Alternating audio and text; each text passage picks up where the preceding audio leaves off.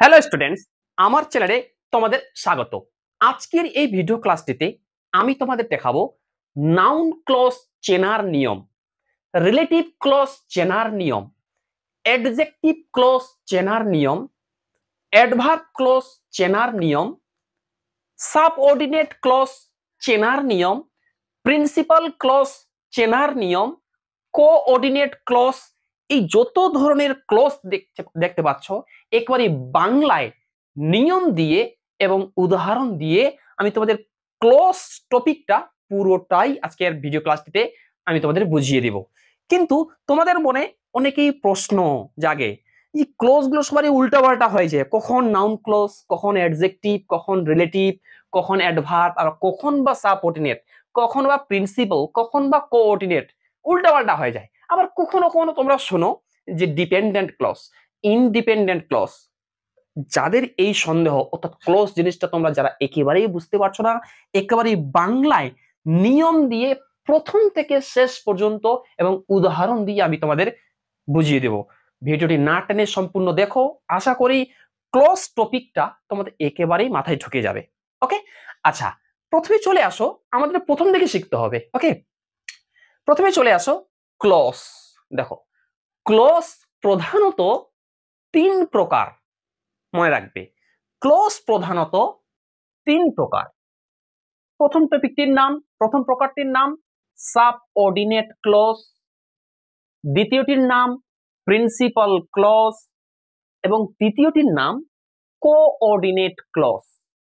বাস, আমরা তো এটা শিখলাম যে ক্লজ প্রধানত তিন প্রকার।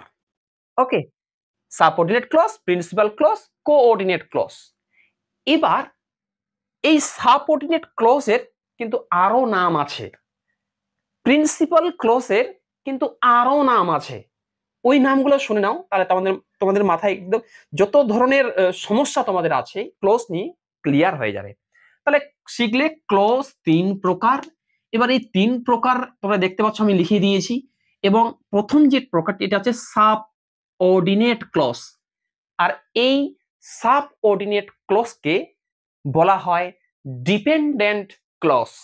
তাহলে যাকেই বলে সাবঅর্ডিনেট ক্লজ ওকেই বলা হয় ডিপেন্ডেন্ট ক্লজ। আবার দেখো, তারপর দেওয়া 2 নম্বরটা দেওয়া ছিল প্রিন্সিপাল ক্লজ। মনে রাখবে, যাকেই বলা হয় প্রিন্সিপাল ক্লজ ওকেই বলা হয় মেইন ক্লজ, ওকেই বলা হয় ইনডিপেন্ডেন্ট ক্লজ। ওকে, এবং কোঅর্ডিনেট ক্লজের নাম নেই। তবে আমাদের সিলেবাস অনুযায়ী আমাদের সিলেবাসে এই দুই ধরনের ক্লজ কিন্তু আছে, আর আমি তোমাদের এই দুই ধরনের ক্লজেই শেখাবো। ওকে, এবার দেখো সাবঅর্ডিনেট ক্লজ, এটা আগে আমি তোমাদের প্রথমে শিখাবো, যে এটা আমি এখানে লিখে দিয়েছি দেখতে পাচ্ছ, তারপরে এটা শিখাবো এবং তারপরে এটা। ওকে, তাহলে প্রথম যে ক্লজ তিন প্রকার আমি বুঝিয়ে দিলাম। এবার এই সাবঅর্ডিনেট ক্লজ চেনার নিয়ম আমরা কি করে বুঝতে পারবো যে কোনো একটা পরীক্ষায় বাক্য এসেছে, ওই বাক্যটার মধ্যে কোন অংশটা সাবঅর্ডিনেট ক্লজ হবে, একেবারে বাংলায় নিয়ম দিয়ে শিখে নাও। ওকে, সাবঅর্ডিনেট ক্লজ চেনার নিয়মটা আমি লিখিয়ে দিয়েছি, তোমরাও প্রয়োজন হলে খাতায় নোট করে নেবে।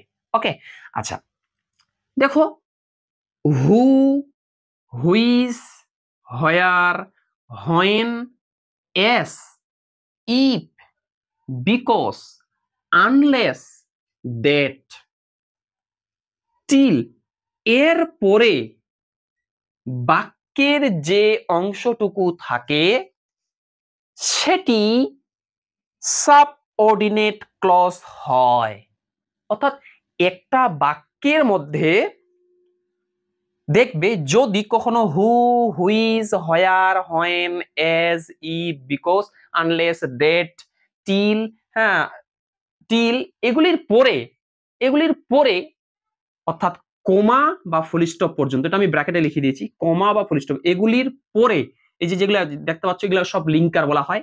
এই লিঙ্কার গুলির পরে মানে কমা বা ফুল স্টপ পর্যন্ত বাক্যের যে অংশটুকু থাকে সেটা সাবঅর্ডিনেট ক্লজ হয়। এই যেটা ক্লজ হয় তাহলে সেটা সাবঅর্ডিনেট ক্লজ বা ডিপেন্ডেন্ট ক্লজ হয়। এবার দেখো আমরা একটু উদাহরণের মাধ্যমে বোঝার চেষ্টা করি। আমরা তো নিয়ম শিখলাম, এবার দেখো আমি একটা উদাহরণ দিয়েছি, I know a man who is a doctor. এই বাক্যটার মধ্যে এইখানকার যতগুলো লিঙ্কার আছে, কোন লিঙ্কারটা আছে দেখো, এই যে হু, দেখতে পাচ্ছ হু, হুটা আমি এখানে দিয়েছি, এই যে হু। তাহলে আমি কি বলেছিলাম, এইগুলির পরে, এই লিঙ্কারগুলির পরে, তার মানে হু এর পরে একেবারে কমা বা ফুল স্টপ পর্যন্ত, এখানে ফুল স্টপ আছে, কমা বা ফুল স্টপ পর্যন্ত বাক্যের যে অংশটুকু থাকে সেটা সাবঅর্ডিনেট ক্লজ হয়। বুঝতে পারলাম? তাহলে এই বাক্যের মধ্যে হু ইজ এ ডক্টর এটা হচ্ছে সাবঅর্ডিনেট ক্লজ বা ডিপেন্ডেন্ট ক্লজ। ওকে, এবার দেখো এখানে কি বলছে, হোয়েন। এবার দেখো লিঙ্কারটা যেমন এই বাক্যটার মাঝখানে ছিল, এবার এখানে দেখো লিঙ্কারটা প্রথমেই দেওয়া আছে। মনে রাখবে এই লিঙ্কারগুলি যদি কখনো প্রথমেই দেওয়া থাকে তাহলে প্রশ্নটার বাক্যটার কোথাও না কোথাও একটা কমা থাকবে, এই যে কমা, কমা থাকবেই কমা। ওকে, তাহলে সেই লিঙ্কার থেকে শুরু করে কমা পর্যন্ত, এখানে হোয়েন আছে, এখানে দেওয়ার নিয়মটা তো হোয়েন ছিল, হোয়েন থেকে শুরু করে একেবারে কমা পর্যন্ত বাক্যের যে অংশটা থাকবে বা আছে সেটা সাবঅর্ডিনেট ক্লজ বা ডিপেন্ডেন্ট ক্লজ হবে বা হয়। ওকে, তাহলে আশা করি সাবঅর্ডিনেট ক্লজ জিনিসটা কি জিনিস তোমরা বুঝতে পারলে। এবার দেখো পরেরটা, পরের নামটি কি ছিল, প্রিন্সিপাল ক্লজ। মনে রাখবে যেটাই প্রিন্সিপাল ক্লজ ওটাই কিন্তু মেইন ক্লজ, ওটাই কিন্তু ইন্ডিপেন্ডেন্ট ক্লজ। ওকে, দেখো আমি লিখে দিয়েছি পরেরটা, দেখো প্রিন্সিপাল ক্লজ চেনার নিয়ম, নিয়মটা প্রয়োজন হয় তোমরা খাতায় নোট করে নাও। ওকে, দেখো আমি কি দিয়েছি নিয়মটি, সাবঅর্ডিনেট ক্লজ ছাড়া বাক্যের যে অংশটুকু থাকে সেটি প্রিন্সিপাল ক্লজ বা মেইন ক্লজ হয়। যেমন অর্থাৎ একটা বাক্যের মধ্যে সাবঅর্ডিনেট ক্লজ কোনটা হবে আমরা শিখলাম, কিন্তু ওই বাক্যটাতেই সাবঅর্ডিনেট ক্লজ ছাড়া যে অংশটা পড়ে থাকবে সেটাই কিন্তু প্রিন্সিপাল ক্লজ বা সেটাই কিন্তু মেইন ক্লজ হয়। ওকে, যেমন দেখো আমরা উদাহরণ দুটা আমি ওই উদাহরণ দুটাই রেখেছি। যেমন দেখো, I know a man who is a doctor, এই যে আন্ডারলাইন করে দেওয়াই আছে, এটা কিন্তু সাবঅর্ডিনেট ক্লজ হয়েছিল। তাহলে সাবঅর্ডিনেট ক্লজ ছাড়া মানে এইটা বাদ দিয়ে ওই বাক্যটার যে অংশটা থাকে, তার মানে এখানে সাবঅর্ডিনেট ক্লজটা আমরা বের করে নিলাম, তোমাদের কিন্তু পরীক্ষার প্রথমে আগে সাবঅর্ডিনেট ক্লজটা বের করে নিতে হবে। বের করে নিলে তবে যে অংশটা পড়ে থাকবে, যে অংশটা পড়ে থাকবে সেটাই কিন্তু প্রিন্সিপাল ক্লজ বা মেইন ক্লজ হবে। ওকে, তাহলে এই বাক্যের মধ্যে আই নো এ ম্যান এটা কিন্তু প্রিন্সিপাল ক্লজ বা ইন্ডিপেন্ডেন্ট ক্লজ বা মেইন ক্লজ। আবার দেখো এখানে কি বলা হয়েছে, when the when sorry when the doctor came, when the doctor came the patient had died. এই বাক্যটার মধ্যে দেখো দেখো এটা কিন্তু সাবঅর্ডিনেট ক্লজ। তা আমি নিয়মটা তো বলে দিয়েছি, সাবঅর্ডিনেট ক্লজ ছাড়া বাক্যের যে অংশটুকু থাকে, তার মানে এইটা পড়ে আছে, কখনো সামনে থাকবে কখনো পিছনে থাকবে। তোমাদের কিন্তু এটা বের করতে হলে, অর্থাৎ সাবঅর্ডিনেট আর প্রিন্সিপাল ক্লজ বের করতে গেলে তোমরা কিন্তু আগেই সাবঅর্ডিনেট ক্লজটা বের করবে, তাহলে অটোমেটিক প্রিন্সিপাল ক্লজটা কিন্তু বের হয়ে আসবে, তাই না? তাই দেখো এখানে এটা ছিল সাবঅর্ডিনেট ক্লজ, একটু আগে আমরা শিখলাম। তাহলে এই বাক্যটার মধ্যে দ্য পেশেন্ট হ্যাড ডাইড এটা কিন্তু প্রিন্সিপাল ক্লজ বা মেইন ক্লজ বা ইন্ডিপেন্ডেন্ট ক্লজ। আশা করি এই এই দুইটি টপিক তোমরা বুঝতে পারলে। যদি ভিডিও ক্লাসটি ভালো লাগে ভিডিও একটি লাইক করো, এবং তোমরা যারা চ্যানেলে নতুন এরকম ধরনের গ্রামাটিক্যাল জিনিস পাওয়ার জন্য আমার চ্যানেলটি সাবস্ক্রাইব করো এবং পাশের বেল আইকনটি প্রেস করে অল বোতামটি ক্লিক করে দাও পরবর্তী ভিডিওর নোটিফিকেশন পাওয়ার জন্য। এবার তো আমরা শিখলাম সাবঅর্ডিনেট ক্লজ এবং প্রিন্সিপাল ক্লজ শিখলাম, কিন্তু আমাদের সিলেবাসে আমরা সচরাচর যেই ক্লজগুলি বেশি দেখতে পাই সেটা কিন্তু এই সাবঅর্ডিনেট ক্লজের মধ্যেই আছে। অর্থাৎ সাবঅর্ডিনেট ক্লজকে আবার তিনটি ক্লজে ভাগ করা যায়। এবার এই সাবঅর্ডিনেট ক্লজটাকে আমরা এখন ভাগ করব। এবার আমরা সাবঅর্ডিনেট ক্লজ এর প্রকারভেদ বা শ্রেণীবিভাগ দেখব। দেখো আমি লিখে দিয়েছি সাবঅর্ডিনেট ক্লজ। ওকে, মনে রাখবে এই সাবঅর্ডিনেট ক্লজকেও আবার তিনটি ক্লজে ভাগ করা যায়। সেটার নাম কি? A number. দেখো আমি এ নাম্বার দিয়েছি noun clause, B number relative clause বা অ্যাডজেক্টিভ ক্লজ এবং সি নাম্বার অ্যাডভার্ব ক্লজ।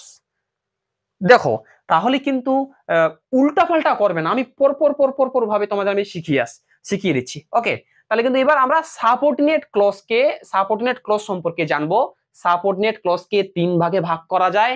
আমরা দেখতে পাচ্ছি প্রথমটির নাম হচ্ছে নাউন ক্লজ, দ্বিতীয়টির নাম রিলেটিভ ক্লজ এবং তৃতীয়টির নাম হচ্ছে অ্যাডভার্ব ক্লজ। কেউ কেউ অ্যাডভার্ব ক্লজ বলে, কেউ কেউ অ্যাডভার্বিয়াল ক্লজ বলে। কোন কোন বইয়ে অ্যাডভার্ব ক্লজ দেওয়া আছে, কোন কোন বইয়ে অ্যাডভার্বিয়াল ক্লজ দেওয়া আছে, একই ব্যাপার। ওকে, তাহলে সাবঅর্ডিনেট ক্লজ তিন প্রকার। হ্যাঁ, এই ক্ষেত্রে একটা জিনিস তোমরা মনে রাখবে, সেটা হচ্ছে কি, দেখো রিলেটিভ ক্লজ বা অ্যাডজেক্টিভ ক্লজ, যাকেই রিলেটিভ ক্লজ বলা হয় ওকেই অ্যাডজেক্টিভ ক্লজ বলা হয়। ওকে, আচ্ছা এবার দেখো সাবঅর্ডিনেট ক্লজ তিন প্রকার। সাবঅর্ডিনেট ক্লজকে তিন ভাগে ভাগ করা হয়, সেই তিনটা ভাগের নাম আমরা জানলাম। এবার প্রথমটা এ নাম্বারটার নাম কি ছিল? এ নাম্বার ছিল নাউন ক্লজ। দেখো আমি এবার এ নাম্বারটা আমি বলে দিয়েছি নাউন ক্লজ চেনার নিয়ম। একেবারে বাংলায় নিয়ম দিয়ে আমি তোমাদের শিখিয়ে দেব কিভাবে তোমরা নাউন ক্লজ চিনতে পারবে। ওকে, দেখো দ্যাট কমা হোয়াট এর পরে বাক্যের যে অংশটুকু থাকে সেটি নাউন ক্লজ হয়। অর্থাৎ দ্যাট এর পরে ফুলস্টপ বা কমা পর্যন্ত এবং হোয়াট এর পরে ফুলস্টপ বা কমা পর্যন্ত বাক্যের যে অংশটুকু থাকে সেটা নাউন ক্লজ হয়। এটা মনে রাখবে, প্রয়োজন হলে নিয়মটা খাতায় নোট করে নাও। ওকে, এবার দেখো আমরা একটু উদাহরণ দেওয়ার চেষ্টা করি যে নাউন ক্লজ উদাহরণ কি। দেখো আমি লিখে দিয়েছি এভরিবডি নোস দ্যাট, সবাই জানে যে he is an honest boy, সে হচ্ছে একটা সৎ ছেলে। এবার এই বাক্যটার মধ্যে কোন অংশটা, বাক্যের কোন অংশটা নাউন ক্লজের উদাহরণ? আমি কি বলেছি? ডেট এর পরে বা হোয়াট এর পরে। এখানে দেখো ডেট আছে, তাই না? তাহলে এই ডেট থেকে শুরু করে আমি কি বলেছিলাম, ফুল স্টপ বা কমা পর্যন্ত বাক্যের যে অংশটা দেওয়া থাকে সেটাই হচ্ছে নাউন ক্লজ এর উদাহরণ। বুঝতে পারলাম?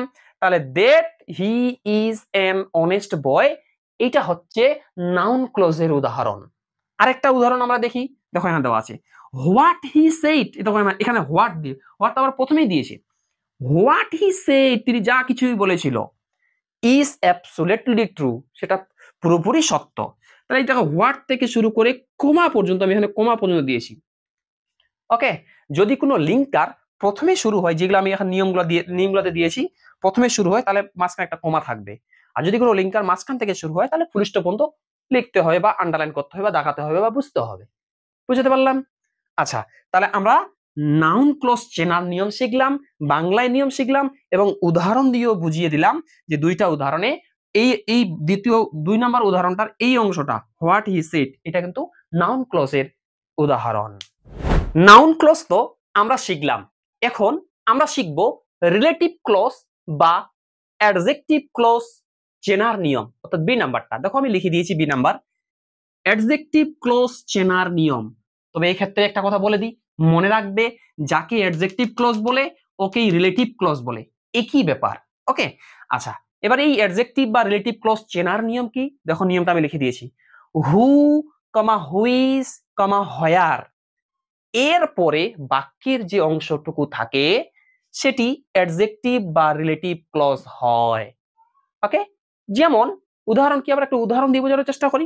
দেখো আমি একটা উদাহরণ দিয়েছি, he knew a doctor who was very famous. এই বাক্য কি বলছি, হু বা হুইজ বা হোয়ার এর পরে, হুইয়ের পরে, হুইসের পরে, হোয়ারের পরে বাক্যের যে অংশটুকু দেওয়া থাকে সেটাই অ্যাডজেক্টিভ ক্লজ বা রিলেটিভ ক্লজ হয়। তাহলে এই বাক্যটার মধ্যে রিলেটিভ ক্লজ বা অ্যাডজেক্টিভ ক্লজ কোনটা আন্ডারলাইন করে দিচ্ছি আমি। দেখো এই যে হু থেকে শুরু করে, who was very famous, who was very famous, এটা হবে রিলেটিভ ক্লজ এর উদাহরণ বা অ্যাডজেক্টিভ ক্লজ এর উদাহরণ। কেন হবে এটা? আমি তো নিয়ম লিখিয়ে দিয়েছি, তাই না? আচ্ছা, এরপরে দেখো পরেরটা কি বলছে, yesterday I bought a car which was blue in color. ওকে, এই বাক্যটার মধ্যে এখানে আমি কি বলেছি, হু, হুইজ, হোয়ার। হু, হুইজ, হোয়ার এর পরে যেগুলো থাকবে সেটাই কিন্তু রিলেটিভ ক্লজ অ্যাডজেক্টিভ ক্লজ হবে। এখানে দেখো হুইচ, এই যে which was blue in colour, এটা হচ্ছে রিলেটিভ ক্লজ বা অ্যাডজেক্টিভ ক্লজের উদাহরণ।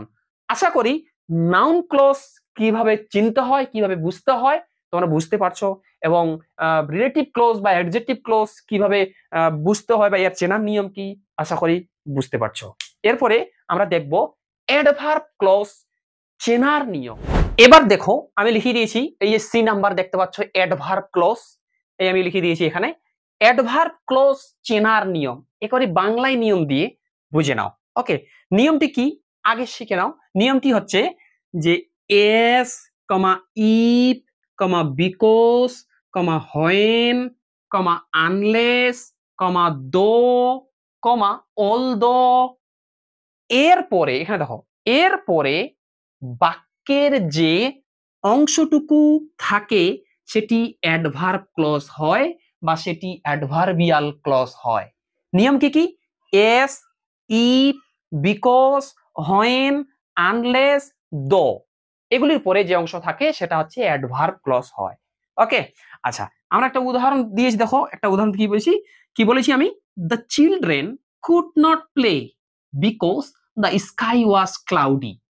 ওকে, এই বাক্যটার মধ্যে লিঙ্কার হিসাবে কি দেওয়া আছে, বিকজ। এই যে এখানে এই নিয়মটা ছিল বিকজ, এটা বিকজ দেওয়া আছে। তাহলে এই লিঙ্কারটার পর থেকে শুরু করে একদম ফুল স্টপ পর্যন্ত এই অংশটা because the sky was cloudy, এই অংশটা হচ্ছে অ্যাডভার্ব ক্লজের উদাহরণ বা অ্যাডভার্বিয়াল ক্লজের উদাহরণ। ওকে, নিয়মটা তোমরা দেখো আর আমি উদাহরণটা মিলিয়ে নাও, তাহলেই জিনিসটা জলের মতো সহজ হয়ে যাবে। ওকে, আচ্ছা আরেকটা উদাহরণ দিয়েছি দেখো, if you come, I will go to Kolkata. Okay, এই বাক্যটার মধ্যে দেখো এখানে ইফ আছে, যে লিঙ্কার ইফ, আমি ইফ দিয়েছি। নিয়মটা কিন্তু অবশ্যই লক্ষ্য করবে, নিয়মটা প্রয়োজন হলে তোমরা লিখে নেবে। তাহলে ইফ ইউ কাম, কমা পর্যন্ত হবে, প্রথমে যেহেতু লিঙ্কটা দেওয়া আছে কমা পর্যন্ত, ইফ ইউ কাম এই অংশটা হচ্ছে অ্যাডভার্ব ক্লজ বা অ্যাডভার্বিয়াল ক্লজের উদাহরণ। ওকে, তাহলে আমরা শিখলাম, মূল কথা শিখলাম, ক্লজ প্রধানত তিন প্রকার। প্রথমটার নাম হচ্ছে সাবঅর্ডিনেট ক্লজ, দ্বিতীয়টির নাম হচ্ছে প্রিন্সিপাল ক্লজ এবং তৃতীয়টির নাম হচ্ছে কোঅর্ডিনেট ক্লজ।